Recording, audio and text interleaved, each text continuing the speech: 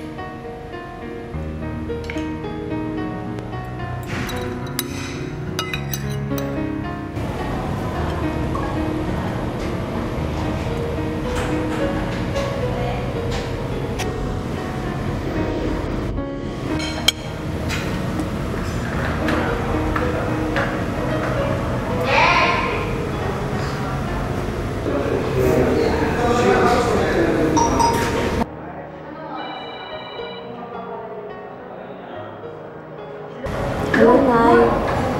Kumusta po kayo? Hulaan mo kung nasaan ako. Saan ka? Anong sila mo?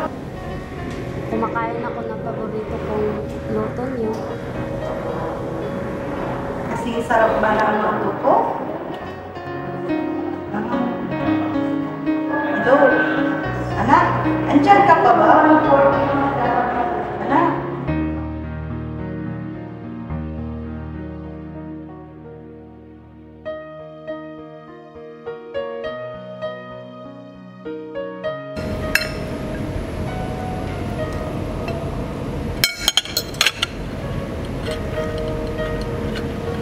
Gaano ka kadalas makipag-usap sa iyong mga magulang?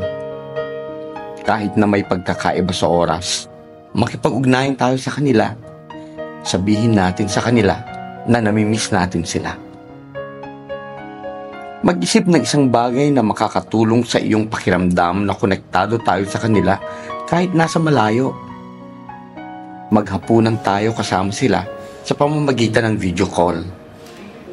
Maging regular na ibahagi ang iyong pagkain sa kanila sa pamamagitan ng telepono habang patapos na ang isang makabuluhang araw natin na malayo sa kanila.